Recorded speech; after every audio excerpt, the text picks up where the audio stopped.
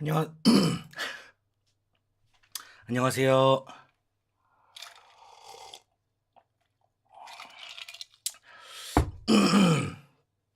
안녕하세요. 반갑습니다. 자, 소리부터 일단 체크하고 갈게요.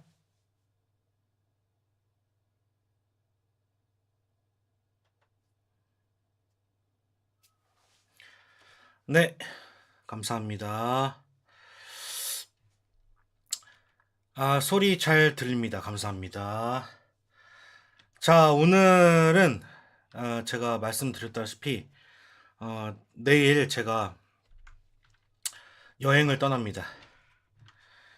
이 시국에 참 여행 떠나는 것도 참 그렇지만 미리 예약을 해놔가지고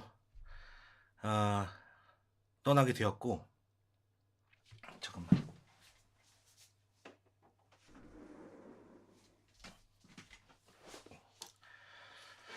그래서 미리 이제 여행을 떠나기 때문에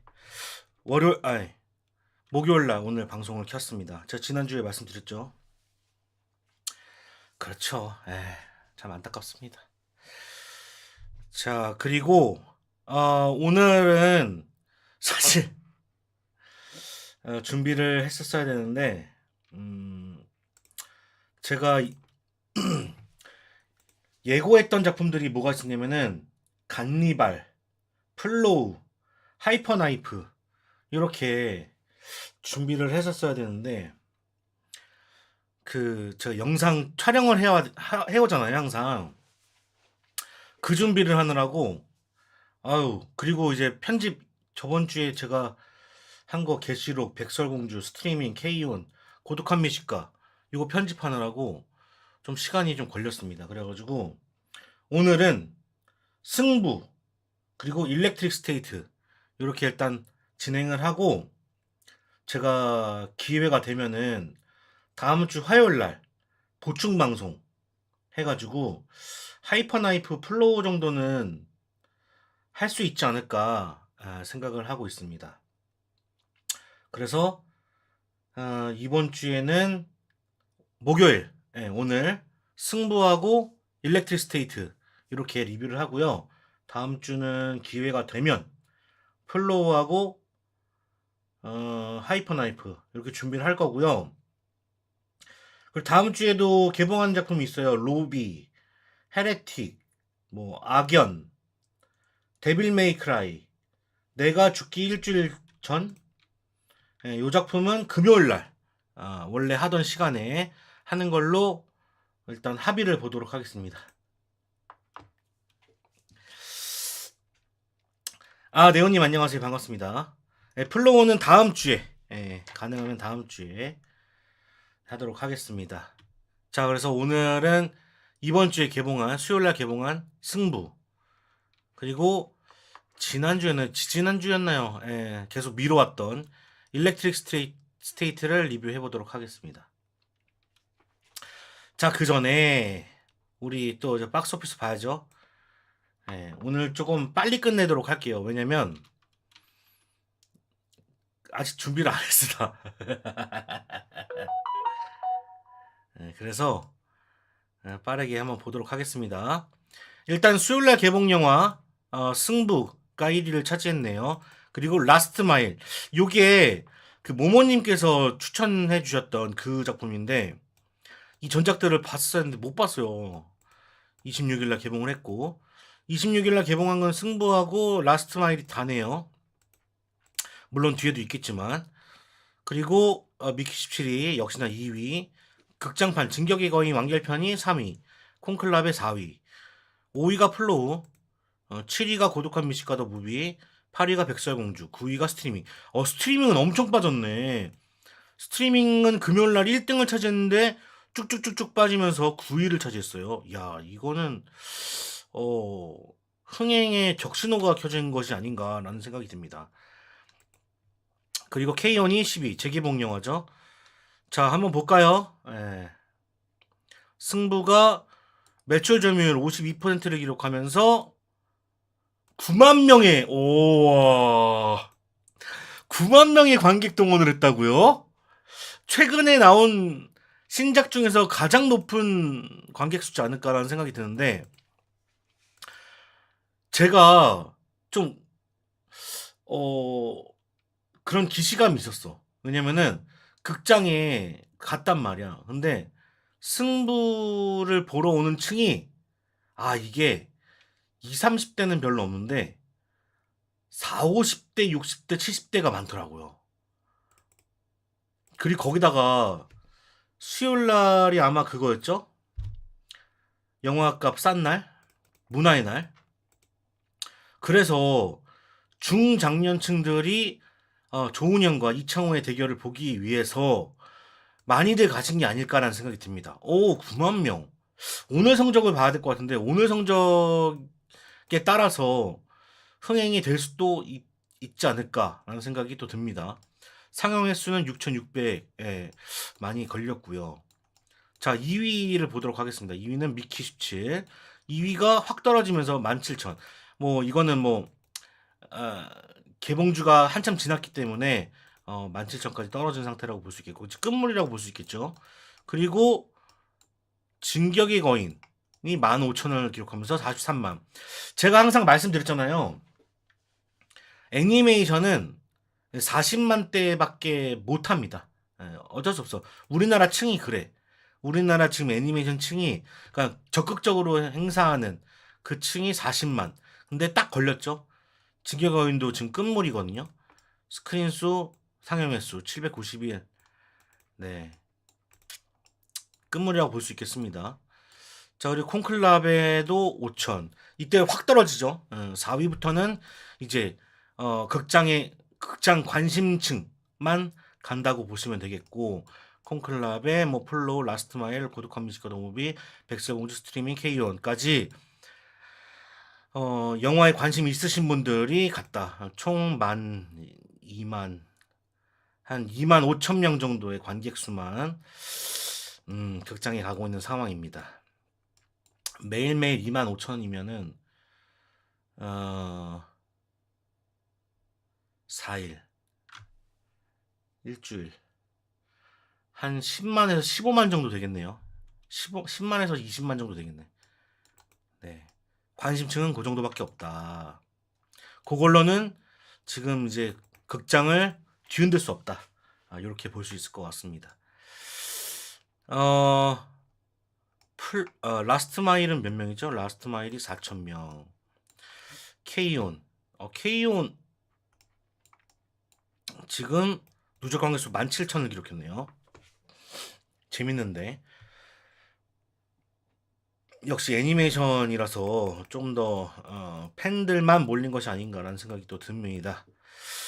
자, 오늘은 빠르게 진행을 해봐야 되기 때문에 먼저 일렉트릭 스테이트 리뷰를 해보도록 하겠습니다.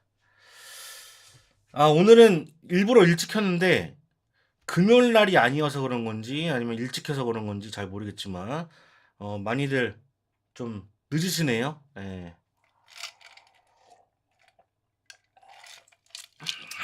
자, 한번 시작해 보도록 하겠습니다.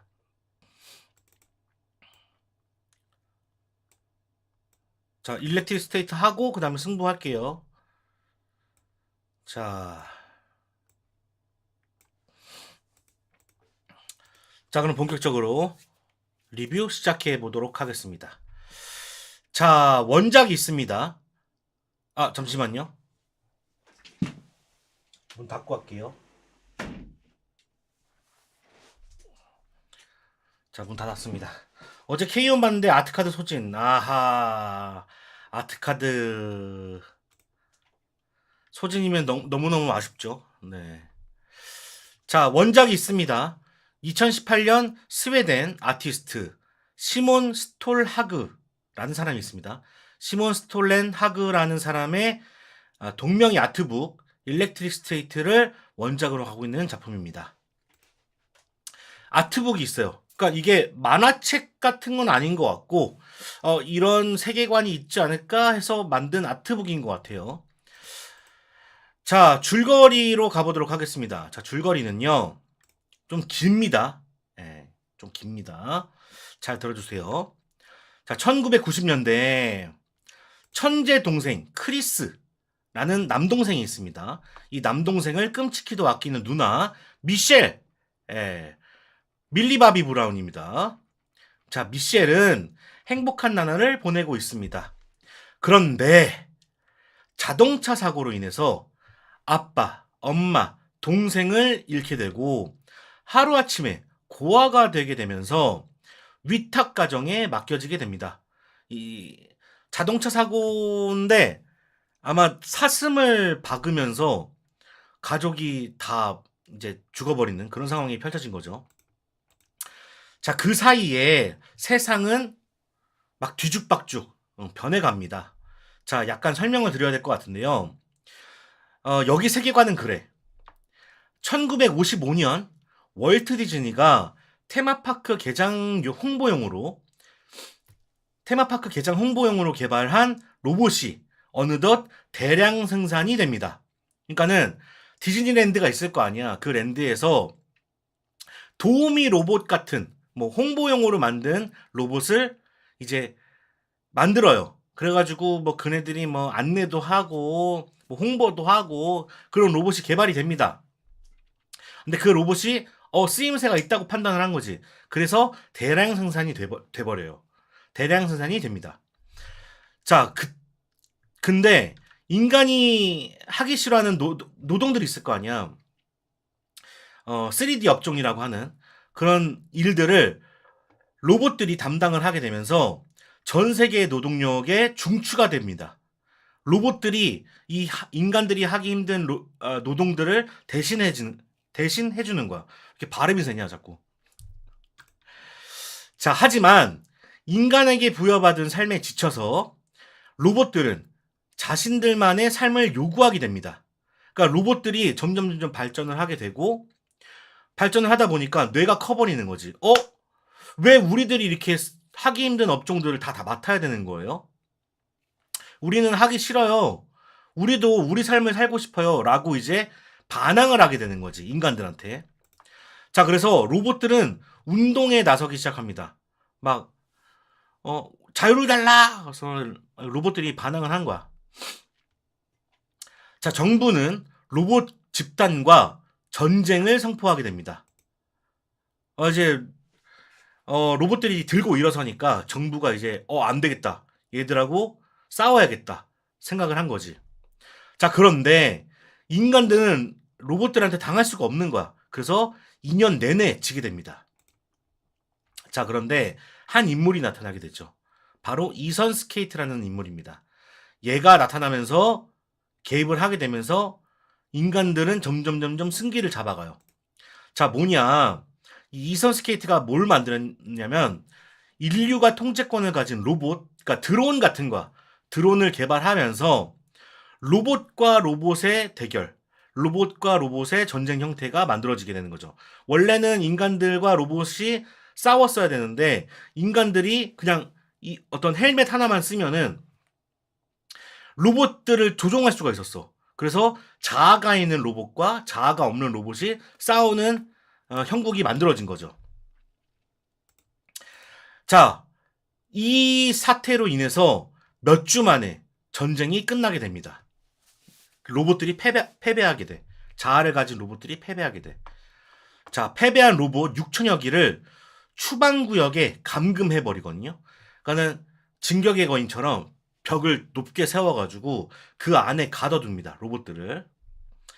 자, 전쟁 후 1994년 전쟁에서 가장 큰 도움이 되었던 뉴로캐스터, 아까 그 썰다는 헬멧 있잖아요. 드론을 조종할 수 있다는 그 헬멧, 그게 뉴로캐스터라는 건데 뉴로캐스터를 모든 사람들이 의무 사용하게 됩니다.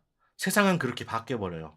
그래서 이게 장점이 뭐냐면은 자신이 몸이 이렇게 한 곳에 있어. 뉴로캐스터를 쓴단 말이야. 그러면 그 뉴로캐스터는 드론을 조종할 수가 있잖아요. 그 드론이 일도 하고 그리고 휴가도 취할 수 있는 거야. 내가 그것만 쓰고 있으면은 한쪽에서는 일도 하고 한쪽에서는 휴가도 떠날 수 있는, 해외로 떠날 수 있는 그런 상황이 펼쳐진 거지. 자, 그래서 뉴로캐스터가 인기를 끕니다. 자, 다시 이야기로 돌아가서 자, 위탁 가정 집에 작은 로봇이 쳐들어오게 됩니다. 갑자기 어떤 로봇이 쳐들어온 거야. 그래서 위협감을 느낀 거지. 근데 그 로봇은 동생이 좋아하던 키드 코즈모라는 만화 캐릭터의 모습을 하고 있었습니다. 바로 이 캐릭터인데요. 지금 화면에 보이는 요게 그 위탁 가정에 침범을 한 거야. 근데 이 로봇이 주장을 하는 거지. 내가 동생인 크리스다 라고 주장을 하는 거야. 막 손짓발짓 해가지고 내가 동생이야, 내가 동생이야. 믿을 수 없는 거지. 근데 이 친구가 자꾸 어디론가 가자고 합니다. 내가 살아있는데 나를 좀 찾아줘. 그러면서 같이 가자라고 얘기를 하는 거야. 어, 어떻게 하면 널 찾을 수 있어? 라고 물어보니까 안경 낀 의사를 찾아달라 라는 이야기를 하게 됩니다. 이 안경 낀 의사는 어디에 있냐면은 그 로봇들이 수용되어 있는 뉴멕시코 추방구역에 있다고 합니다. 그래서 미셸과 코즈모 로봇 이 두 명은 이동을 하기 시작하는 거죠. 자, 이동 중에 트럭으로 작물 장사를 하는 존 키츠, 크리스 프렛, 크리스 프렛을 발견하게 되고 그 트럭에 타서 추방구역까지 이동을 하게 됩니다. 자, 한편 전쟁에서 가장 큰 공로를 세웠던 이선 스케이트가 화가 나 있어요. 왜 화가 났냐? 이 센터에서 일하는 처리 로봇 크리스가 탈출을 했다는 거예요. 이 크리스는 동생 크리스 맞습니다. 자, 덕분에 크리스가 도망간 덕분에 뉴로캐스트 데이터 처리 속도가 느려지고 있었고, 그러니까는 뭐 좀 어려운데, 그러니까 얘가 인터넷을 담당하고 있는데 얘가 없어지면서 그 처리 속도가 느려진 거야. 뭐 그렇게 생각하면 될 것 같아요. 자, 다시 복구하기 위해선 이 처리 로봇 크리스를 찾아야 했던 거야. 그래서 그 여기 경찰 같은 RDTF라는 게 있습니다. 이 RDTF의 기동대 에이스 브래드버리 대령을 파견하게 됩니다. 그 로봇을 찾아와라고 명령하게 되는 거지. 자, 추방구역에 들어간 미셸과 코즈모 로봇, 존 키츠, 그리고 이 험이라는 친구가 있습니다. 이 네 명은 동생의 단서를 알만한 안경 낀 의사에 대해 정보를 수집하게 됩니다. 자, 과연 이 안경 낀 의사 클라크 M 허스트 선생을 찾을 수 있을까? 과연 동생을 찾을 수 있을까? 하는 내용이 일렉트릭 스테이트 되겠습니다. 아이고 줄거리가 길다. 아이고. 그러니까 동생을 찾아 나선다는 이야기예요. 이런 세계관에서 동생을 찾아 나선다. 동생을 행사하는 코즈모 로봇을 따라서 가는 거지. 자, 작품 설명 드리도록 하겠습니다. 감독은 루소 형제예요. 루소 형제. 여러분들이 아는 루소 형제 맞습니다. 자, 이분들은 캡틴 아메리카 윈터 솔저, 캡틴 아메리카 11호, 어벤져스 인피니티 워, 어벤져스 엔드게임, 그레이맨을 연출한 형제 감독이 되겠습니다. 자, 앞으로는 어벤져스 둠스데이, 어벤져스 시크릿 워즈도 개봉을 한다고 하죠. 이분들이 연출을 해서 맡았다고 알려져 있습니다. 요번에 또 하나 소식이 떴는데 어벤져스 둠스데이에 엑스맨이 출동한다고 합니다. 참 잘 됐습니다. 네. 자, 그런 감독이 이 영화를 맡은 거예요.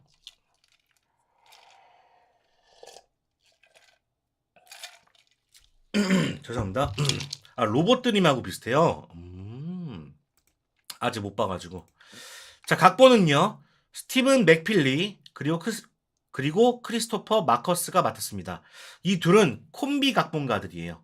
그래서 스티븐 맥필리 앤 크리스토퍼 마커스라고 표기가 되어 있습니다.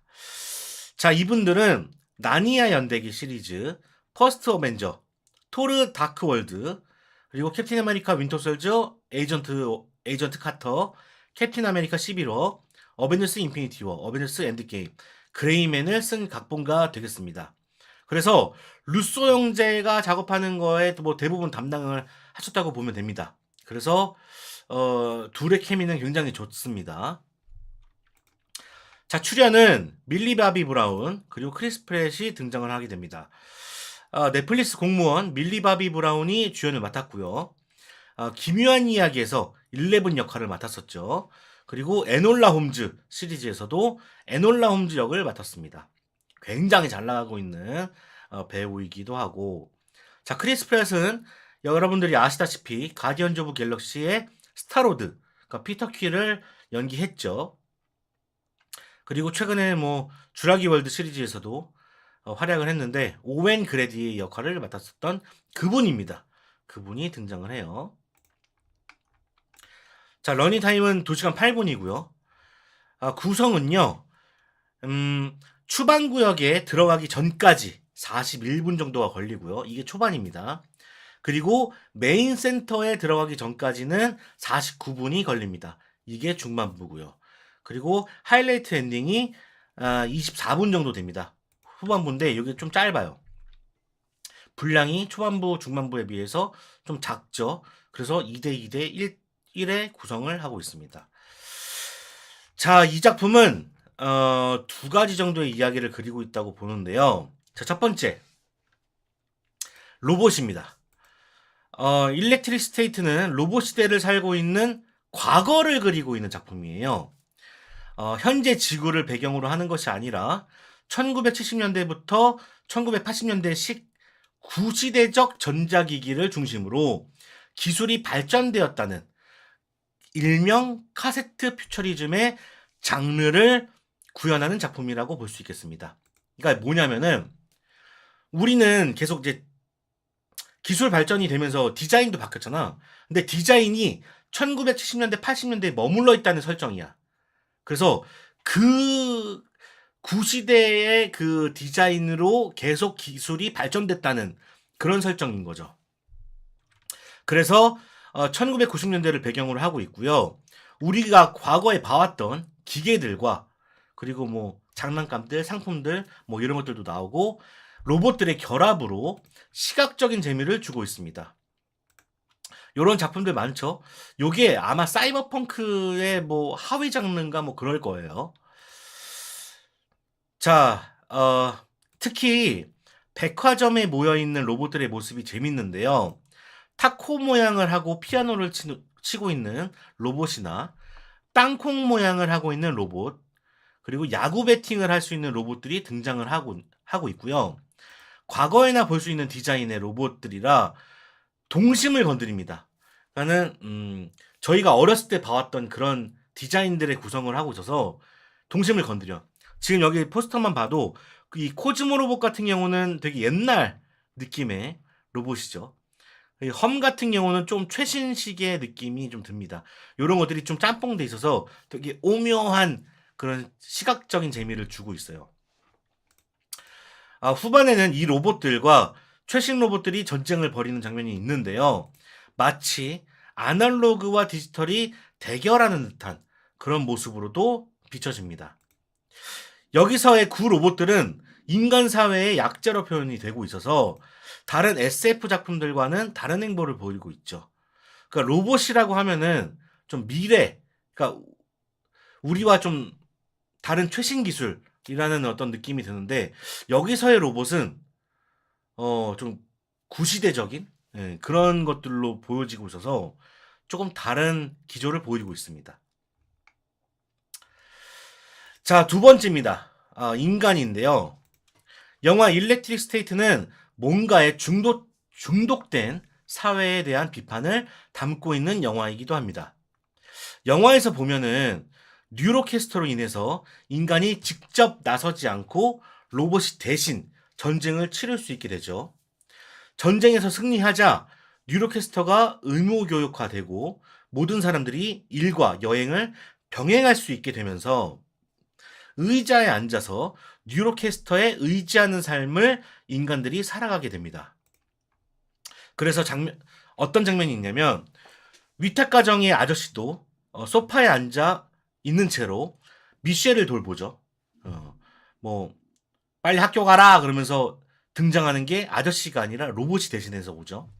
그리고 집 앞마당에서 의자 딱 깔아놓고 그 의자에 앉아서 정신 놓고 있는 사람들도 보여주고 그리고 길거리에 널브러져 있지만 뉴로캐스터를 쓰고 있는 사람들도 보입니다. 그러니까는 뭐 지금으로 치면은 뭐 홈리스 같은 그런 모습인데 그 뉴로캐스터를 착용하고 있는 그런 모습으로 보여지고 있습니다. 여기서 조금 감동적인 모습도 펼쳐지는데 키드 코즈모 그 로봇이 그런 사람에게 옷을 딱 덮어주죠. 따뜻하게. 자, 이러한 장면에서 알 수 있듯이 사회는 뉴로캐스터에 중독이 되어 있습니다. 자, 이런 부분들은 현실에서 핸드폰, 뭐 기계, 로봇 혹은 마약에 지배당하는 인간들처럼 보이기도 하죠. 이런 사회를 경계하는 작품이라고 볼 수 있겠습니다. 자, 그리고 맨 마지막 미셸의 연설을 들어보면 알 수 있는데 이 영화의 주제를 파악할 수가 있는 거죠. 진짜 삶은 살을 맞대는 것, 그리고 관계를 맺는 것이다. 중독에서 벗어나서 진짜 삶을 찾으라. 뭐 이런 뻔한 내용을 다루고 있습니다. 그러니까는 삶이라는 건 내가 다른 것들이 대체할 수 없다. 인간 사회라는 건 우리가 직접 몸을 맞대고 부딪히면서 겪는 것, 뭐 그런 것이 인간의 삶이다라는 걸 보여주고 있죠. 뭐 하긴 우리 지금 사회도 뭐 카카오톡으로 지금 관계를 대체하고 있잖아요. 뭐 그런 것들을 비판하는 거라고 볼 수 있겠습니다. 직접 만나라. 인간관계는 카톡으로 대신할 수 있는 게 아니다. 뭐 그런 거죠. 자, 닮은 작품이 있습니다. 아, 처음에 일단 구역으로 나눈다는 것과 약자로서의 삶을 조명한다는 측면에서 디스트릭트 9이라는 영화가 떠올랐습니다. 디스트릭트 9. 디스트릭트 9도 1966년 당시 아파라트 헤이트 정권이 디스트릭트 6를 백인 전용 지역으로 바꾸겠다고 선언한 뒤 흑인 빈민 등 거주자 6만여 명을 강제로 쫓아낸 재개발 사업을 바탕으로 이야기를 만들었다고 들었는데 그런 것들을 이제 반기만 안 들었지 비슷한 테마가 들어있는 작품이라고 볼 수 있겠습니다. 그래서 이런 류들을 좋아하시는 분들이라면 디스트리트 9 보시면 좋을 것 같습니다. 이게 SF 영화 중에서도 꽤 걸작으로 평가받는 작품이라서 한번 보시면 좋지 않을까 생각이 듭니다. 실제로 또 재밌어요. 네, 재밌습니다. 안녕하세요. 반갑습니다. 야, 배에서 꼬르륵 소리가 계속 나네.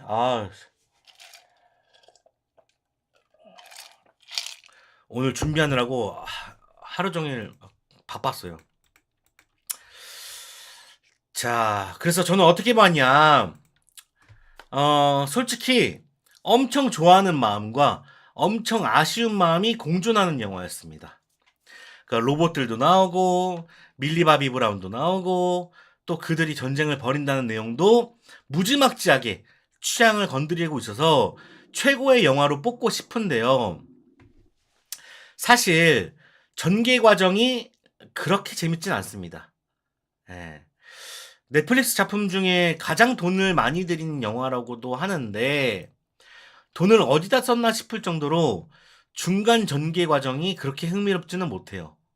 예. 이따가 더 이야기해 보도록 하겠습니다. 자, 팬심으로서 볼 때와 냉정하게 볼 때의 느낌이 너무 달라가지고 어떻게 리뷰해야 될지 굉장히 고민이 되는데요. 그래도 냉정하게 저는 이야기를 한번 해보도록 하겠습니다. 자, 그래서 오늘 리뷰는 좋았던 점보다는 아쉬웠던 점을 이야기하는 게 더 좋을 것 같아요. 자, 아쉬운 점으로 가보도록 하겠습니다. 자, 첫 번째. 자, 원작. 자, 지금 해외에서도 이 부분을 언급하고 있는데요. 원래 원작인 아트북의 이미지, 설정만 따왔을 뿐 특유의 무드를 살리지 못했다는 게 그런 평가가 많습니다. 특유의 무드를 살리지 못했다는 평가가 많습니다. 좀 그러니까 신선도가 많이 떨어지는 영화야. 왜냐면은 그 아트북을 봤던 사람들은 조금 더 어두운 사회를 그리는 걸 좀 원했을 텐데 그런 것들을 그리지 못했어.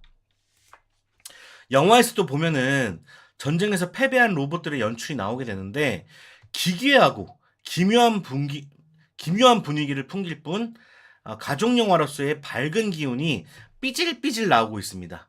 그러니까 원래 어두워야 되는데 밝은 기운이 자꾸 나와. 이것은 아마도 밀리 바비 브라운의 밝고 해맑은 이미지와 크리스 프렛의 농담이 제대로 먹히고 있기 때문이지 않을까 싶습니다. 그러니까는 원작의 분위기보다는 가족 영화로서의 기능을 더 많이 해요. 좀 더 무게감을 가지기 위해선 오히려 익숙하지 않은 배우들의 낯섦이 더 완성도에 있어서는 도움이 되지 않았을까 싶습니다. 물론 크리스 프렛과 밀리 바비 브라운이 연기를 못한다는 게 아니야. 연기보다도 그 얘네들이 쌓은 인지도와 분위기가 있잖아. 그 분위기가 이 원작 아트북과는 좀 반대되는, 상반되는 그런 느낌이 있어서 조금은 아쉽다. 물론 밀리 바비 브라운과 크리스 프렛이 나왔으니까 사람들이 많이 봤겠죠. 근데 그러면서 또 가지는 아쉬움도 분명 있었다. 아, 저도 오늘 쿠팡 알바 잘못 가서 10kg 걸었더니 배고프네요. 아이고, 밥 안 드셨구나. 아휴, 식사하셔야죠. 저는 이제 방송하느라 못 먹는 건데. 자, 두 번째입니다. 두 번째 아쉬움. 이야기입니다. 사실 로봇의 서사를 들려주는 부분들은 좋았습니다. 그러니까 이 세계관은 되게 좋았던 것 같아. 다만 이 미셸의 이야기를 그리는 데 있어서 좀 허술하다는 인상을 받게 되는 것 같아요. 그러니까 영화로 들어가 보면은 크리스의 천재성을 이야기하기 위해서 혼자 남아 시험을 치르는 장면 같은 경우나 그걸 응원하는 이 미셸 부분 너무 성의 없다는 생각이 들었고요. 다른 방법으로도 크리스와 미셸의 관계 그리고 크리스의 능력에 대해서 더 많이 설명할 수 있었음에도 불구하고 되게 짧게 함축했는데 그게 되게 허술해 보이고 성의 없었어요. 그리고 그간에 있었던 로봇들의 서사가 진행되고 위탁 가정에서 핍박을 받는 미셸이 이제 연결이 되거든요. 그러니까는 미셸의 이야기, 핍박받는 로봇들의 이야기, 다시 미셸의 이야기가 나오게 되는데 이게 딱 연결이 되는데 이 연결이 내용상 어쩔 수 없었다고는 생각하지만 좀 뭔가 어설펐다고 생각이 듭니다. 또 코즈모가 쳐들어와서 미셸을 설득하는 부분 그리고 미셸과 코즈모가 서부를 횡단하는 이야기가 그렇게까지 와닿지는 못합니다. 그러니까는 갑자기 무슨 뭐 에피소드 없이 코즈모가 이 집에 쳐들어왔고 이 누나를 설득하는데 이 설득하는 과정도 되게 몸짓 발짓으로 막 이야기를 하는데 무슨 내용인지 잘 모르겠고 그리고 갑자기 동생이라고 믿게 되면서 여행을 떠나는 것도 뭔가 이상하다. 뭔가 더 설명을 했었어야 된다고 생각을 하는데 그냥 너무 퉁쳐버린 느낌이 강하게 듭니다. 자, 그래서 백화점에 들어가기 전까지가 너무 지루한 싸움이 있었고요. 한 41분, 한 50분 정도를 좀 참아내야 되거든요. 개인적으로는 한번 졸았습니다. 그 정도로 좀 루즈하게 진행이 돼요. 확실히 전쟁에 들어가서야 로봇들의 매력이 터지는 상황이라서 영화의 재미를 느끼려면 진정한 재미를 느끼려면 꽤 많은 시간을 견뎌야 됩니다. 그러니까 첫 번째 제일 재밌는 건 이제 전쟁 부분인데 로봇과 로봇이 전쟁하는 부분인데 그 부분은 맨 마지막에 나오고 그것보다 조금 더 그것보다 좀 덜하지만 흥미로운 부분이 백화점씬인데 이 부분도 들어가려면 1시간이 지나가야 백화점에 들어가게 된다. 그래서 이런 부분들이 그 중간 지점들이 너무 아쉬워요. 예고편에서 봤을 때는 이 전쟁 부분들이 굉장히 많이 나올 것 같았거든요. 그러니까 이 로봇들이 액션을 보여주는 부분들이 상당히 많이 차지할 거라고 생각했는데 그 부분이 맨 마지막에 그가 집중돼 있다. 그래서 내가 예상한 부분을 보려면은 꽤 많은 시간을 거쳐야 된다. 너무 그런 부분들이 루즈했다. 코즈모가 동생인 거 아는 거 그냥 설득이 돼야 하니까 되는 느낌이었어요. 그러니까요. 그게 좀 더 개연성을 가져가야 되는데 너무 쉽게 그냥 믿어버리는 예. 애니까 애들한테 설득할 수 있는 정도의 어떤 이야기였다. 그런 부분들은 좀 더 집중을 시켰어야 되는 거 아닌가? 그러니까 분량을 늘려서라도 이야기를 더 많이 했어야 되는 것이 아닌가라는 생각이 듭니다. 만화 캐릭터 대사들만 하는데 뭘 듣고 눈치챈 거지 싶고 그러니까요. 막 다 알아들어. 번역기야 번역기. 인류가 로봇들을 이겼는데 수용한답시고 꽤 좋은 대도시를 포기하고 구역을 떼준 것도 이해가 잘 안 갔어요. 그런 부분들은 그래도 그나마 넘어갈 수 있었지만 아까 말했던 코즈모 이야기는 좀 더 설득력을 가져갔어야 된다. 그러니까 그거야. 이 코즈모가 하는 행동이 거의 범블비 같이 하거든요.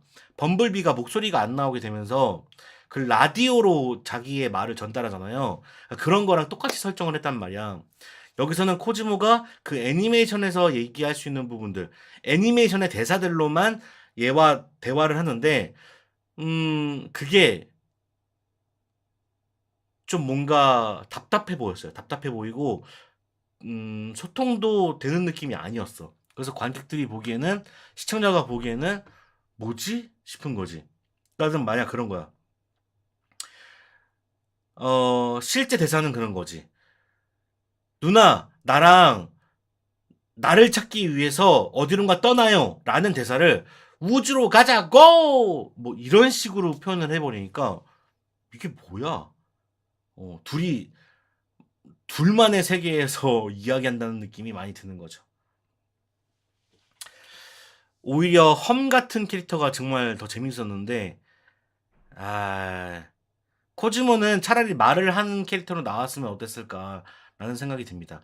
왜냐면 코즈모가 이렇게 설정이 됐던 이유가 아마도 초반에 이 이야기를 다 풀어버리면은 긴장감이 덜할 거라고 생각을 해서 일부러 말 못하는 캐릭터로 만들었던 것 같아. 근데 오히려 그게 안 좋은 수단으로 작용을 했던 거라고 볼 수 있겠습니다. 그냥 말을 했었어야 된다고 생각해. 누나, 내가 갇혔는데 누나가 날 구해줘야 돼. 그게 무슨 소리야? 그러면서 계속 못 믿는 눈치를 계속 그런 식으로 이야기를 가져갔어야 되지 않나 싶습니다. 그래서 일렉트릭 스테이트는 제가 예상했던 것과는 좀 다른 결과가 나왔고요.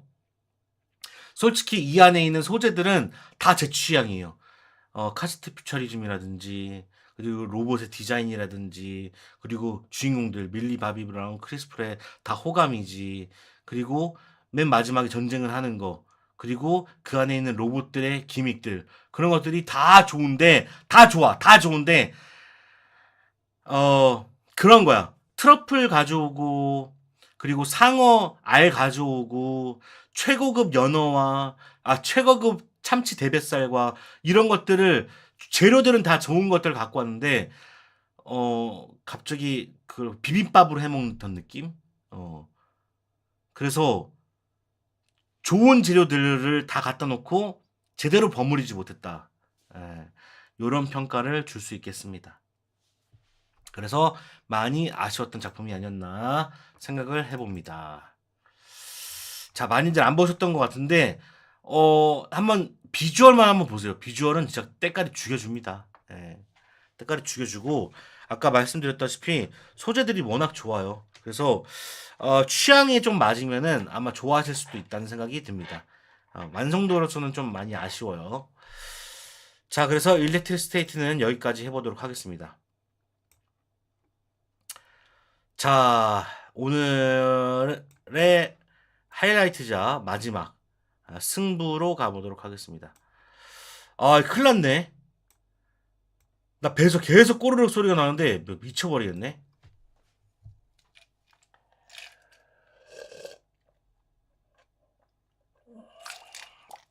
집에 먹을 만한 게 있나? 아, 잠시만 쉬고 오도록 하겠습니다. 한 2분만 쉬도록 할게요. 아, 도저히 그 방송에 꼬르륵 소리가 다 들어가겠어. 아이, 미쳐버리겠네. 잠시만 기다려주세요. 잠시만.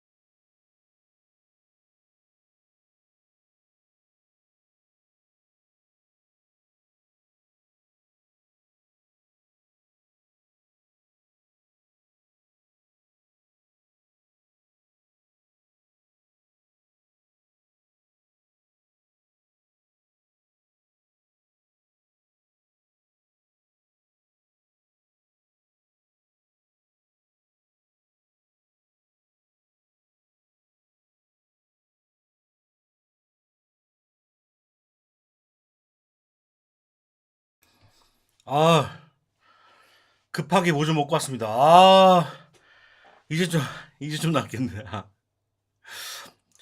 말을 하는데 계속 꼬르륵 소리가 계속 나. 아, 편집 어떻게 하냐, 이거?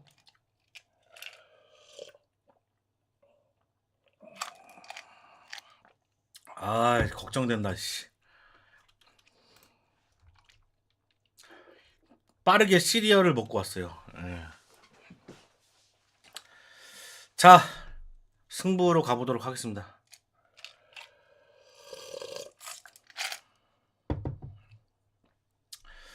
오끼님, 전 개인적으로 기생충 이후 최고의 한국 영웅전 영 최고의 한국 영화. 아, 전 개인적으로 기생충 이후 최고의 한국 영화. 전 개인적으로 기생충 이후 최고의 한국 영화였어요. 많이 좋으셨군요. 음, 저도 좋았던 것 같습니다. 네. 자, 이 리뷰는 좀 긴데요. 한번 승부 리뷰 시작해 보도록 하겠습니다. 자, 원작이라기보다는 실화가 있었죠. 예. 1991년에 일어났던 조은현과 이창호의 대국을 그리고 있는 작품이 되겠습니다. 그리고 1991년 11월 25일 MBC에서 방영된 다큐멘터리 인간시대 승부라는 작품이 있습니다. 예. 저는 꽤 오래전에 봤었던 작품인데 당시 상황을 잘 그려낸 작품이라서 참고하시면 좋을 것 같습니다. 유튜브에 누군가가 올려놨거든요. 예, 그거 보시면은 좀 더 이해하기 쉽지 않으실까 생각을 해봅니다. 뭐 당시 분들은 다들 아시겠지만 젊은 분들은 잘 모르실 것 같아가지고 참고할 만한 영상이 있으니까 한번 보시라. 예, 말씀을 드립니다. 아버지가 조은현 비디오 영상 자주 봤음. 저도 진짜 자주 봤거든요. 예. 자, 줄거리를 한번 가보도록 하겠습니다. 자, 줄거리는요. 응창기배 세계 프로 바둑권, 아이씨. 응창기배 세계 프로 바둑 선수권 대회 이후 5개월 뒤 응시배 우승 기념 프로기사와 함께하는 지도 다면기가 펼쳐집니다. 아유, 어려워라. 자, 지도 다면기라는 게 뭐냐면은 사람들이 쫙 이렇게 바둑을 둬. 그리고 그 프로기사가 와서 그 곳을 돌아다니면서 하나씩 두는 거지. 요거 고스트 바둑왕에서 나왔던 장면인 것 같아요. 그런 행사를 이제 벌인 거지. 이때 10대로 보이는 아이가 참가를 합니다. 근데 그 아이가 프로기사를 이기게 됩니다. 원래는 프로기사가 다 이제 이기면서 가르쳐주는 그런 행사인데 프로기사를 이겨버린 거야. 자, 그 아이의 이름은 이창호, 유아인입니다. 자, 유아인이라고 부를게요. 바둑을 둔 지 얼마 안 되는 천재라고 합니다. 자, 유아인은 겁도 없이 조은현, 이병헌이라고 부를게요. 자, 이병헌에게 한 판 두자고 말합니다. 이 겁도 없이 이 아이가 이병헌 기사님 저랑 한 판 두시죠? 라고 얘기를 하는 거야. 자, 이병헌이 이 자식이 겁도 없이 그래서 자신이 내는 사활 이 문제 하나를 풀어오면은 내가 너와 1대1 대국을 하겠다. 그렇게 약속을 하게 됩니다. 자, 그리고 며칠 뒤 유아인은 사활을 풀어내게 되죠. 그래서 편지로 쫙 보내. 이놈 봐라. 진짜 천재인가 본데? 자, 그래서 성사가 됩니다. 대국이. 이병헌과 유아인의 대국이 성사가 돼요. 자, 유아인은 자신이 이길 경우에 바둑을 가르쳐 달라고 합니다. 당신이 짱이라면서요? 내가 이기면은 가르쳐 주시죠. 자, 그러면서 3점 넣고, 깔고 승부를 하기 시작해요. 자, 대국은 1대1 무승부가 납니다. 자, 이병헌은 유아인의 가능성을 체감하고 제자로 받아들이게 되죠. 너 좀 쓸만한 것 같은데 내 밑에서 한번 훈련을 받아봐 해가지고 이병헌의 집에서 같이 생활하면서 가르침을 받게 됩니다. 그리고 몇 년 후 유아인은 거의 모든 타이틀을 이병헌에게서 빼앗게 되는 거죠. 그 뭐 어디 배, 뭐 LG 배, 삼성 배, 뭐 응창기 배, 뭐 이런 그 대회들에서 모든 조훈현, 그러니까 이병헌의 타이틀을 다 빼앗게 되는 거야. 자, 과연 이병헌은 마지막 남은 타이틀을 유아인에게서 지켜낼 수 있을 것인가 하는 내용이 승부 내용 되겠습니다. 자, 작품 설명 드리도록 하겠습니다. 감독은 김영주 감독입니다. 2008년부터 연출부를 거쳐서요, 2017년 보안관으로 입봉을 하게 됩니다. 그래서 이번이 두 번째 작품이라서 눈에 띄는 색깔은 잘 모르겠어요. 자, 각본은 김영주, 윤종빈 감독이 각본을 맡았습니다. 자, 김영주 감독은 감독님이고, 윤종빈 감독은 다들 아시다시피 범죄와의 전쟁, 그리고 군도, 공작을 연출했던 분입니다. 그리고 검사외전, 돈, 클로젯을 제작하기도 했죠. 다 봤던 작품인데, 군도에서 윤종빈 감독과 김영주 감독이 인연을 맺어가지고 이번 작품이 나온 것이 아닌가 추측을 해보게 됩니다. 군도 때는 윤종빈 감독이 감독을 하고 김영주 감독님이 조감독을 맡았던 거죠. 그래서 사제간이라고 볼 수 있겠는데, 이번에 반대로 돼서 감독은 김영주 감독이, 각본은 윤종빈 감독이 이렇게 맡아서 작업을 진행했습니다. 자, 출연은 이병헌, 유아인, 김강훈, 고창석, 현봉식, 문정희, 조우진, 정석영 배우가 출연을 하게 됩니다. 자, 김광훈과 유아인이 어린 이창호 역을 맡게 되는데요. 김강훈은 어린 이창호, 그리고 유아인은 조금 큰 이창호를 맡았습니다. 영화를 보면은 김강훈이 유독 어린 모습으로 나오게 되는데요. 그도 그럴 게 촬영이 2020년 12월 달에 촬영이 됐다고 합니다. 그러니까 횟수로 6년 전이기 때문에 어린 김강훈의 모습을 볼 수 있는 거지요. 어떻게 보면 좀 창고 영화가 되었다고 볼 수 있겠습니다. 왜냐, 여러분들 다들 아시다시피 유한이 사건이 터졌거든요. 네, 코로나도 있었겠지만. 자, 러닝타임은 115분이고요. 1시간 54분 33초입니다. 자, 구성은요, 조훈현의 제자가 되기 전까지 16분, 그리고 제자가 되고 나서 유한이 되기 전까지 14분, 그래서 초반이 30분 정도가 됩니다. 자, 그리고 조훈현에게서 타이틀을 빼앗는 장면까지 44분, 중반부가 되겠고요. 그리고 조훈현이 다시 일어서면서 36분이 걸립니다. 후반부가 되겠습니다. 자, 이 작품은요, 세 가지 정도의 이야기를 그리고 있습니다. 자, 첫 번째, 실화입니다. 1980년대에 벌어졌던 응창기배 세계 프로바둑 선수권 대회를 비롯해서 제31회 패왕전 도전기까지의 조훈현, 이창호의 대국을 그리고 있습니다. 실제로 10살의 이창호가 우리나라 바둑계의 탑인 조훈현의 내제자로 들어가서 11세의 나이로 프로에 입단하고요. 참고로 조훈현은 9세에 프로가 됩니다. 9살에 프로가 됐어. 자, 스승이 9살에 프로가 되었으니 천재신동에 대한 단어에 경계심이 들었던 걸로 보이고요. 천재 이창호라는 것에 의구심이 들었다고 합니다. 왜냐면은 자신이 9살에 프로가 되었기 때문이지. 11살에 되면은 천재가 아닌 것 같은데 눈이 높았던 거죠. 네. 자, 이런 이야기들을 바탕으로 만들어진 작품입니다. 더 궁금하신 분들은 조훈현의 다큐멘터리, 이창호의 다큐멘터리를 보시면 되겠습니다. 자, 두 번째는 성장기입니다.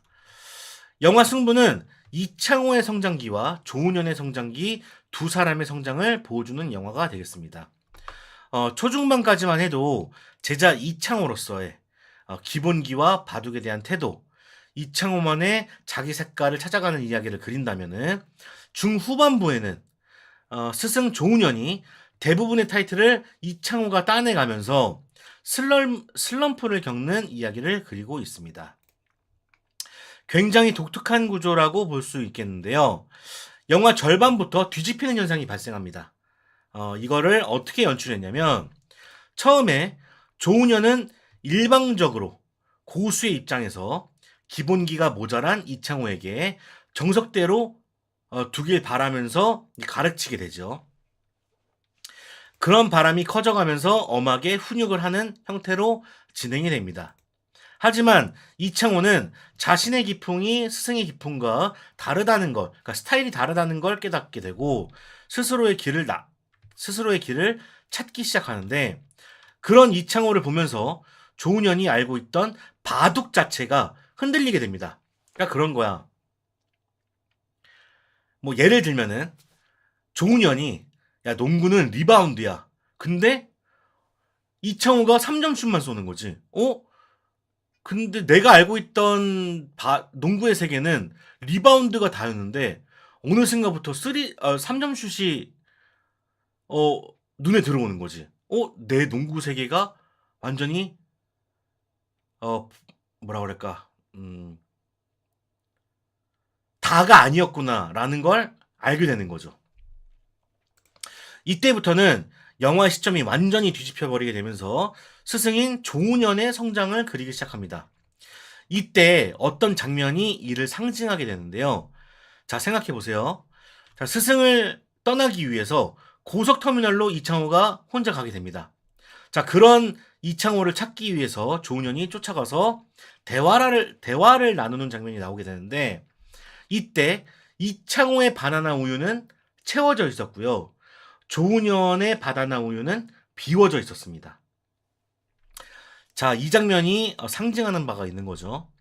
이창호는 그 조훈현의 밑에서 무럭무럭 자라나서 자기만의 바둑으로 막 채우고 있었던 시기야. 그래서 바나나 우유가 채워져 있었죠. 근데 조훈현은 자기가 알고 있던 바둑에서 멀어지면서 자신 스스로의 그 상황을 비워내고 있었단 말이야. 그래서 바나나 우유가 비워져 있었죠. 그런 장면을 보면은 알 수가 있습니다. 또 조훈현이 처음 패배했을 때도 그 딱 어떤 대사를 치냐면은 이젠 없나? 뭐 이런 대사였어. 안 되나? 이런 대사를 하면서 카메라가 뒤집힙니다. 이런 연출로 조훈현의 상황을 뒤집어 버리죠. 되게 좋았다고 생각을 합니다. 자, 세 번째입니다. 라이벌이죠. 최근 조훈현의 인터뷰를 제가 본 적이 있었는데요. 라이벌이 누구였냐는 질문에 라이벌이란 건 10번의 승부를 하면 5번은 내가 이기고 5번은 져야 평등해야 라이벌이라고 할 수가 있는데 항상 조금 더 이기거나 조금 더 졌기 때문에 상대방은 라이벌이 아니라 적이었다. 그러니까 이창호나 다른 기사들은 내 적이었다. 라이벌이 아니었다. 진정한 라이벌은 나 스스로였다라는 인터뷰를 본 적이 있습니다. 영화도 그런 점을 반영을 했는지 영화 외견상으로는 조훈현의 라이벌이 이창호처럼 보였는데요. 사실 이창호는 거울에 비친 자기 모습처럼 묘사가 됩니다. 한 장면에서 그런 의미를 찾아볼 수가 있는데 기원에 다니는 학생을 모두 이겼다는 이창호의 말에 선배들이 우습게 보이냐고 조훈현이 막 따끔하게 가르치자 조훈현도 남기철과 상대할 때 다리를 떨거나 콧노래를 부르지 않았냐고 막 이렇게 이창호가 따져 물어버리거든요. 그러니까는 개긴 거지. 나만 욕할 게 아니라 당신도 그러지 않았어요? 라고 개긴 거야. 이때 알 수 있는 것이 조훈현이 이창호고 이창호는 조훈현입니다. 조훈현은 자기 모순, 자기 당착에 빠진 사람처럼 묘사가 돼요. 그러니까는 이창호한테 뭐라고 나무라지만 스스로를 나무라고 있었던 거야.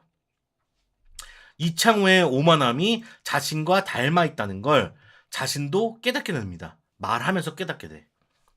다른 장면에서도 그런 걸 알 수 있는데요. 조훈현과 이창호가 처음 대결했을 때 패배하고 복귀를 하게 되는데 조훈현의 수가 다 읽힌다고 생각하게 되면서 복귀를 거절하게 되죠. 나와 두는 바둑은 복귀하지 말아라 라고 명하게 됩니다. 이것도 뭐 진짜 있었던 실화라고 제가 알고 있는데 철저하게 파악된 자신을 숨기고 싶은 마음과 자신 자체를 부정하는 모습이라고 그 이중적인 모습이라고 볼 수 있겠습니다. 그리고 연출에서도 그런 모습들이 보여졌는데요. 흰돌과 바둑돌이 겹쳐져서 연출이 된다던가 그리고 이병헌의 정면컷 다음 장면이 유아인의 정면컷으로 디졸브 되는 것도 비슷한 연출이 아닌가 싶습니다. 그러니까는 이창호를 보면서 자기를 보고 있는 거야. 이런 장면들 상당히 좋았다고 생각을 합니다. 자, 닮은 작품 가보도록 하겠습니다. 자, 닮은 작품으로는요, 사실 작품이라기보다는 비슷하게 만들어졌으면 좋겠다는 사례가 하나 있어요. 제가 예전부터 생각했던 부분이 있는데, 이 승부하고 구조 되게 비슷해. 바로 어떤 사례냐면은, 이만기 씨와 강호동. 이 두 사람의 이야기. 아주 흥미롭지 않습니까? 이만기는 씨름계에서 최고 권위자였고, 강호동은 막 이제 실력을 끌어올리던 인물이었어. 이만기는 기술 씨름, 테크닉적으로 굉장히 좋았다면은 강호동은 힘과 피지컬 쪽에서 자신이 있던 상황이었단 말이에요. 그리고 또 강호동은 이만기를 존경했죠. 가장 닮고 싶은 인물로서 이만기를 꼽았었거든요. 심지어 강호동이 이만기 집에서 하숙을 하면서 사형과 사제 같은 관계였다고 합니다. 그리고 깝죽거리고 있는 이거잖아요. 그 사건, 이 강호동이 이만기의 욕을 심판에게 꼰질렀을 때도 심지어 같이 살고 있었다고 합니다. 같이 살고 있는데 얘가 왜 그래? 라고 이만기가 어처구니 없었다고 그런 인터뷰를 제가 본 적도 있었던 것 같아요. 그러니까 이 조훈현, 이창호의 관계는 이만기와 강호동의 관계와 굉장히 비슷해. 그래서 이런 내용의 영화도 만들어졌으면 좋지 않을까? 예, 한번 생각해 보게 되는 그런 사례입니다. 강호동 씨 예능인 이미지가 너무 진해서 강호동 전기 영화 나올 수 있을지 뭐 상관없을 거라고 생각합니다. 뭐 그런 영화도 있고 이런 영화도 있고 뭐 그러지 않을까요? 어쨌든 굉장히 재밌을 것 같다는 생각이 들어요. 자, 저는 이 영화 어떻게 봤냐? 제가 감히 그런 말을 했었죠. 올해 최고의 영화가 될 수 있을 거다라고 추측을 했었는데요. 제가 그 정도는 아닌 것 같습니다. 그 정도는 아닌 것 같고, 뭐, 물론 재밌게 보신 분도 계시지만, 나름대로 관심 있게 봤던 작품이라고 볼 수 있겠어요. 나는 볼만했다 정도의 평가를 내려야 되지 않을까 생각을 해봅니다. 이제 왜 그러냐면은 이병헌, 유아인의 연기 대결은 정말 일품이었다고 생각을 하고요. 그리고 선수들의 감정에 따라 흥미롭게 전개가 되는 것도 맞아요. 맞는데 의외로 이 바둑이란 소재에서 좀 더 드라마틱한 것들을 느끼지 못했던 것 같아요. 그런 부분에서 좀 아쉽게 느꼈던 것 같습니다. 계속 말씀을 드리는 거지만 제가 전기 영화를 별로 달가워하지 않아 합니다. 이유는 아무리 한 사람의 삶이 영화적이고 드라마틱하다고 하더라도 그것이 변주돼서 영화로 만들어지면은 좀 힘이 약해지는 걸 무수하게 봤기 때문이에요. 좀 밋밋한 느낌? 뭐 그런 감정들이 드는데 이번에도 이 바둑이란 부분에서 한계를 드러냈던 것이 아닌가라는 생각이 들었습니다. 물론 다른 것도 다 좋아. 정말 다 좋았는데 이 바둑 부분에서 확실히 보여줄 게 많이 없는 것이 아닌가? 예. 라는 생각이 들었어요. 자, 그래서 오늘 리뷰는 좋았던 점, 아쉬웠던 점, 둘 다 짚고 끝내보도록 하겠습니다. 네. 자, 좋았던 점은요. 하나 들 수 있는 게 디테일입니다. 디테일. 저는 당시 어렸음에도 불구하고 조은현이라는 이름, 이창호라는 이름을 알고 있었어요. 지금은 스포츠나 케이팝, 그러니까는 손흥민, 김연아, 뭐 박지성, BTS처럼 전 세계적으로 사랑을 받는 한국인들이 많았지만, 지금도 많지만, 한국 사람이 여러 분야에서 이름을 알리는 경우가 정말 많이 없었거든요. 그 당시에는. 특히 조은현 같은 경우에는 애들도 알 정도로 유명했습니다. 왜냐면 뉴스에서 매번 소개가 될 정도였으니까 진짜 유명한 인물이었거든요. 그러니까 세계 대회에서 1등하고 막 그런 사람이니까 어릴 적부터 알고 있었기 때문에 조은현, 이창호를 그린 영화가 나온다고 했을 때 몇 년 전에 본 다큐멘터리가 생각이 나더라고요. 그래서 인터넷을 뒤져서 그 다큐멘터리를 다시 보면서 선행학습을 했었습니다. 제가 관심 있는 분야였기 때문에. 제가 또 나름대로 바둑부도 들었었거든요. 막 바둑 공부도 하고 막 그랬었단 말이야. 자, 그때 그 다큐멘터리에서 눈여겨봤던 게 하나 있었는데 바로 자세였어요. 자세. 조은현 구단이 소파 위에 올라가서 양반다리를 하고 앉거나 자기 편한 자세로 걸터 앉는, 뭔가 왠지 좀 바둑 기사와는 먼 거리의 그런 자세였는데, 조은현 구단을 연기한 이 이병헌은 조은현 그 자체였습니다. 그 내가 다큐멘터리에서 봤던 조은현을 그대로 모사하더라고. 양손을 바지 주머니에 푹 찌르고선 등장을 한다거나 곱게 빗어 넘긴 머리를 보면은 진짜 조은현과 닮았다고 생각이 들 정도예요. 진짜 그 자체였어. 유아인도 마찬가지였습니다. 이창호 기사는 집중을 하면은 이 입꼬리가 이렇게 내려가거든요. 뭔가 이런 느낌이야. 그런데 그리고 다른 사람의 소리를 잘 들리지 않아요. 그러니까 집중력이 굉장히 좋은 거지. 그런 걸 막 표현하더라고, 유아인이. 그리고 유아인과 이창호의 외모는 선뜻 닮았다는 느낌이 없는데요. 영화를 보면 완벽한 이창호를 그리고 있습니다. 와, 정말 놀랍더라고. 그리고 이제 조은현 구단은 한 대국당 4갑의 장미 담배를 핀다고 알려져 있는데요. 네 갑을 피는 거야. 줄담배를 피는 거지.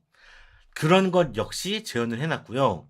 그리고 영화 초반에 나오는 서비평도 보니까, 그 서비평이라는 중국 기사가 있는데 그 사람도 찾아보니까 그 배우와 생김새가 매우 동일하고요. 몸이 안 좋아서 산소호흡기를 사용했다고 하는데 영화에서도 그런 장면들이 표현이 되죠. 또 MBC 뉴스를 재현하는 장면도 나오게 되는데 이 장면 또한 과거에 볼 법한 연출로 시각화해서 바로 그게 몰입할 수 있었던 것 같습니다. 정말 그 실감나게 뉴스를 표현해놨더라고요. 그 봉준호 감독이 그런 얘기 하잖아요. 이런 뉴스 같은 장면들을 넣어야 될 때가 있는데 이런 장면들을 대충 넣으면은 좀 짜치는 경우가 있다. 그래서 이런 것들에 신경을 쓰는 부분이 있어서 실제로 손석희도 출연시키게 하고 JTBC 뭐 그 뉴스 데스크 그런 장소도 빌렸었다, 이런 얘기를 하는데 요번 승부에서도 그런 MBC 뉴스 장면들을 제대로 구현을 해놓은 것 같습니다. 아마 어른들도 보면서 잘 만들었다라는 생각이 들지 않았을까 생각을 해봅니다. 감독도 배우들도 당시를 재현하려고 무던히 애쓴 게 보여서 굉장히 좋았습니다.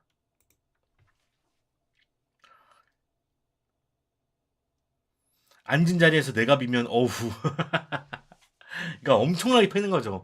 그리고 지금은 그런 모습들이 많이 없어졌을 거예요. 근데 당시에는 막 버스에서도 피고 저 비행기 안에서도 피고 그랬으니까 예, 뭐 충분히 이해가 되죠.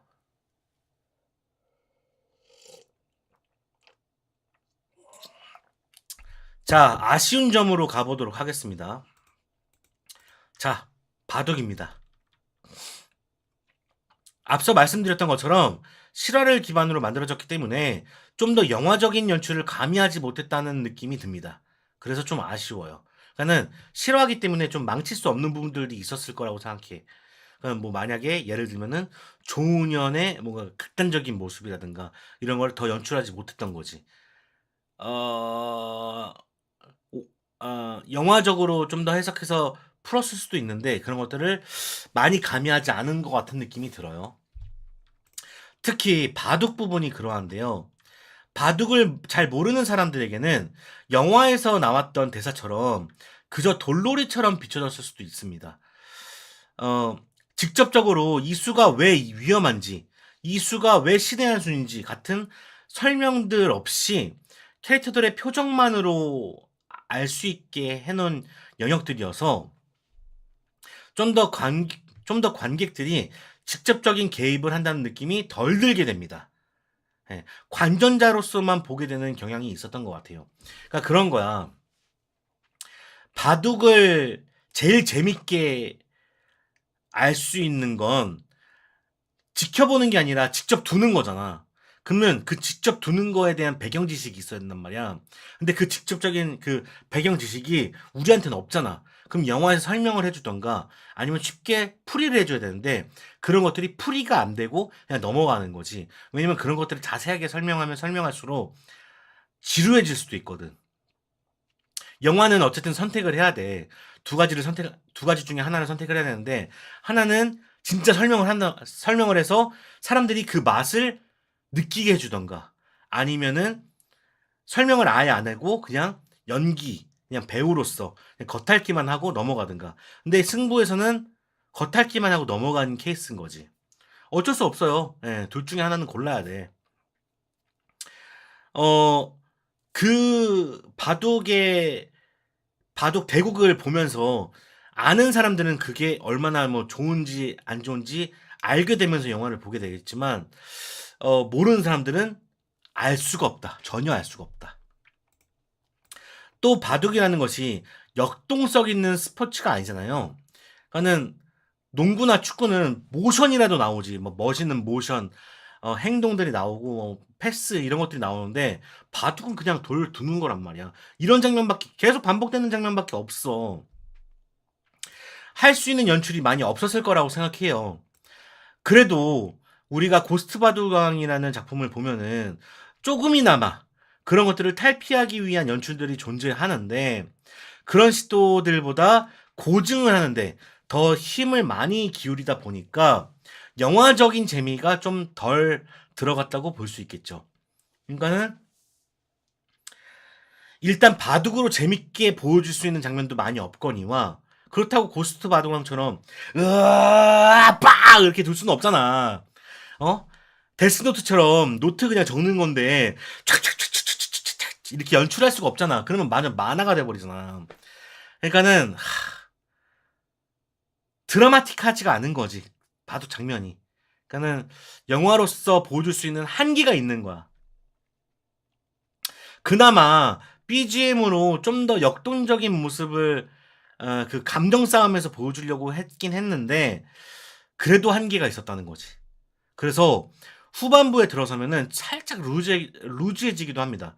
왜냐면 계속 똑같은 바둑 두는 모습을 보다 보니까 모르는 사람들 입장에서는 조금 지루할 수가 있다.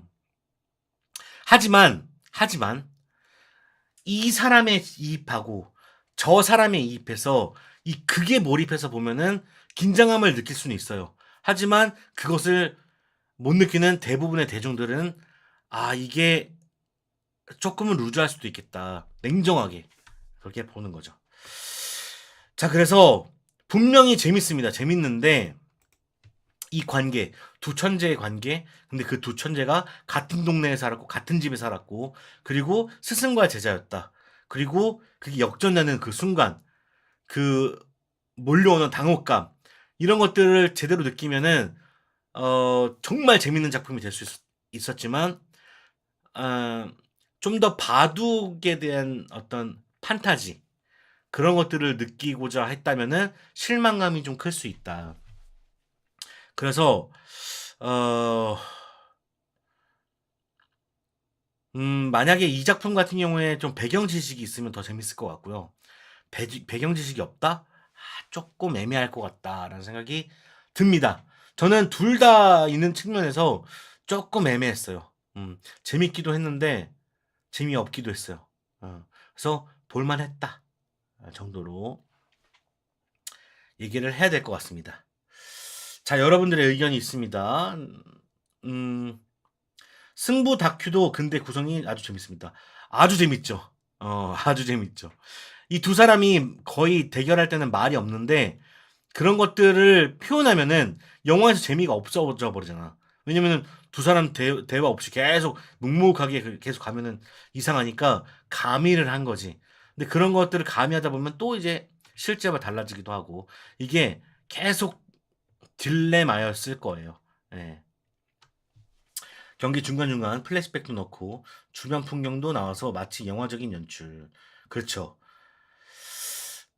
이 영화 보면서 바둑이지만 내 눈에 연기 대결로 보일 정도로 너무 잘했고요. 자기 눈에는 연기 대결로 보일 정도로 잘했고, 파묘나 서울의 밤처럼 중반부와 종반부 사이에 부자연스러움이 없어서 좋았어요. 계속 이렇게 그 감정선대로 잘 이어가죠. 영화의 기조가 영화 속에서 묘사한 이청호 국수님 바둑 깊음 같다는 느낌이었습니다. 연기랑 소재를 정직하게 놓아서 손실은 없게 해서 결국 이기게 된. 되게 좋은 표현이었습니다. 그러니까 여기서의 이제 설명으로 보면은 조은현은 굉장히 공격적인 수를 두는 사람이고 이창호는 공격적인 수보다는 수비적인 수를 많이 두고 반집이라도 이긴 거다 이렇게 생각하는 사람이야. 그래서 조은현은 기다리지 않고 공격하는 스타일이고 이창호는 기다림의 어떤 미학이 있는 사람인 건데 이 영화가 이창호의 기품 같다라는 설명이거든요.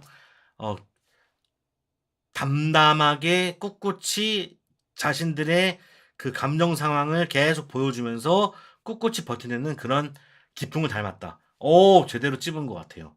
예, 확실히 공격적인, 제가 원했던 거는 조훈현의 공격적인 바둑처럼, 기풍처럼 승부가 그랬으면 좋겠다는 좀 더 극적이었던 모습을 그렸던 반면에 그게 아니어서 좀 아쉬웠던 건데, 오, 그 감정을 잘 따라갔던 분들에게는 정말 재밌는 작품이 되었군요. 안녕하세요. 목요일 날 하시네요. 예, 제가 내일 여행을 떠나게 되면서 내일 방송을 할 수 없을 것 같아서 오늘 하게 되었습니다. 네. 반갑습니다. 조은현이 기본 강조하지만 정작 본인 플레이는 굉장히 진취적인 젊은이 같고 스승을 벗어나려는 이창호가 오히려 돌부처 같이 도는 것도 아이러니한 맛이 나더라고요. 진짜 거의 반대 지점에 있는 사람들끼리 스승과 제자가 된 거야. 그러니까 얼마나 이 설정이 재밌어. 근데 이게 실제로 일어났던 사건이라고 하니 얼마나 더 재밌습니까? 예. 그런 걸 느끼셨던 분인 것 같고. 그래서 오히려 스승이 제자한테 지고 도전자가 되는 그림도 어울리고. 맞습니다. 맞습니다. 그런 관계가 상당히 재밌죠. 10시 숙소로 이동하는데 시간이 남아서 들어왔습니다. 아이고, 근데 숙소 가면은 아예 볼 수가 없는 거예요, 유튜브를? 참. 아유, 안타깝습니다. 니콜라 테슬라님, 예, 보셔야 되는데, 친구가 보고 와서 설명해 주는데, 왜 승부가 명곡인지 설명이 없다고 하네요. 그런 것들도 좀 아쉽죠. 그러니까 이게, 아까도 제가 흥행판 말씀드리면서 얘기했던 건데, 음, 배경 지식을 갖고 있는 어른들은 정말 재밌게 보셨을 거라고 생각해요. 근데 배경 지식이 없는 어, 젊은 사람들은 조금 이해가 필요하지 않나. 그런 부분들을 조금 더 친절하게 설명했어야 되는 것이 아닌가라는 생각이 들었던 작품이었습니다. 네. 자기 바빠서 너무 많이 피곤하시군요.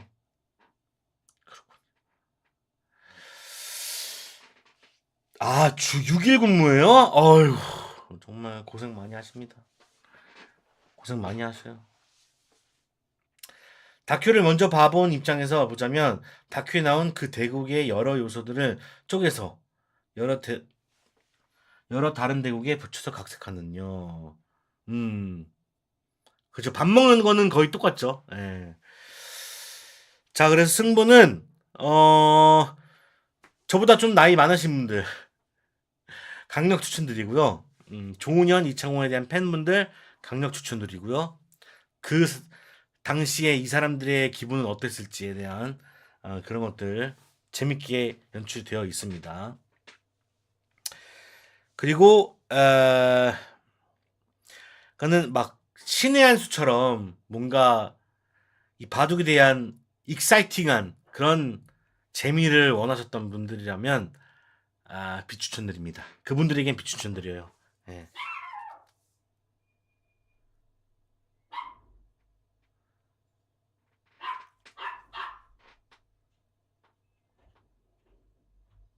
자, 그분들에게는 비추천드립니다. 나중에 봐야겠습니다. 니콜라 테슬라님은 재밌어 하실 수도 있어요. 감정이입을 또 잘 하시는 분이다 보니까. 바둑판 돌리기도 기억이 제일 남더라고요. 그래요. 자, 이때는 내가 우승한 것 같지? 다 돌려보자. 그리고 다시 둔 다음에, 자, 이때도 내가 유리한 것 같지? 그러면서, 기본기에 대한 그, 강조를 하죠. 근데, 참, 맞는 말이에요. 또 천재에게는 안 통할 수 있는 말일 수도 있겠지만, 맞는 말이에요, 조은현. 네, 여러분, 안녕하세요. 반갑습니다. 신의 한 수는 사실상 조폭영화인데, 바둑은 예언용으로 두는 거고, 그렇죠. 예, 그렇습니다. 신의 한 수는 바둑영화로 보기는 사실 어렵죠.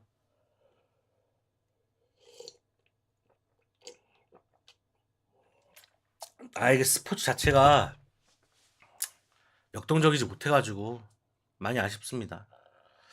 그런 것들이 되게 관건이라고 생각했는데 몰라. 퀸스 갬빗이라는 작품에서 그런 것들을 잘 연출했다고 하는데 그런 것들을 좀 참고했었으면 좋지 않았을까 하는 생각이 듭니다. 긴장감을 좀 더 올릴 수 있는 어떤 계기가 되었을 텐데.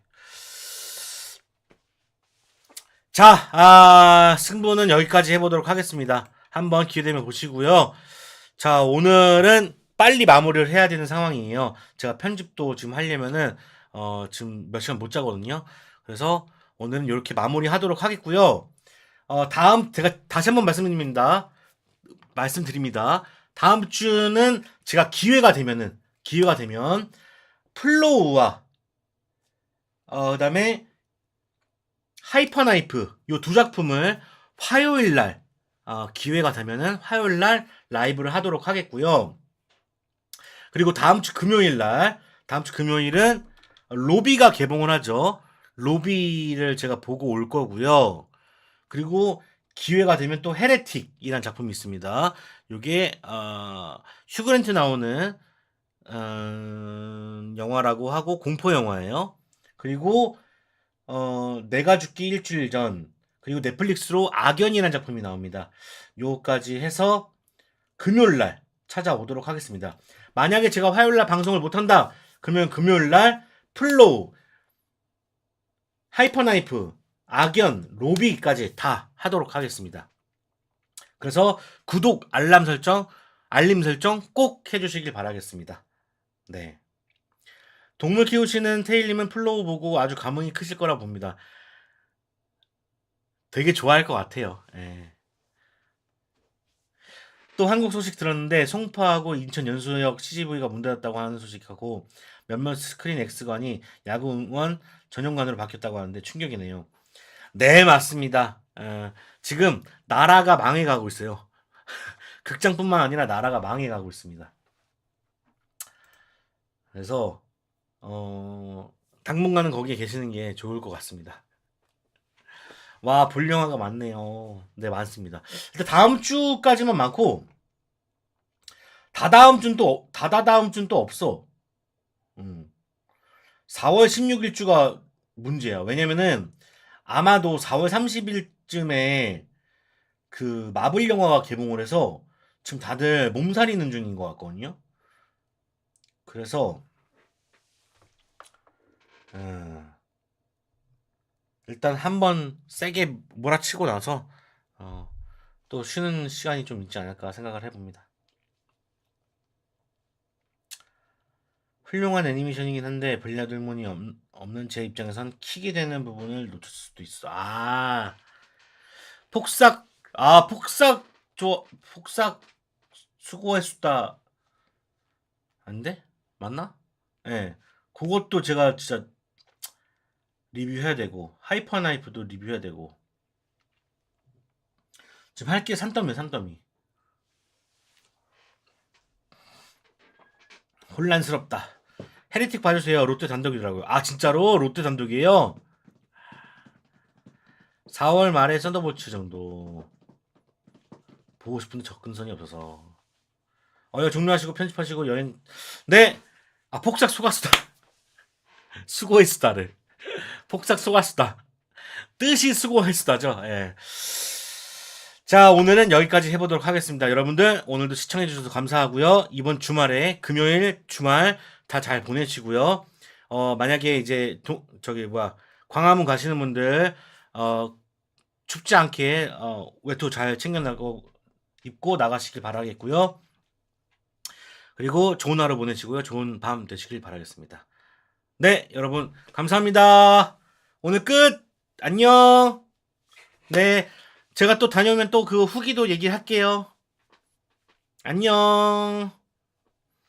5, 4, 3, 2, 1, 땡.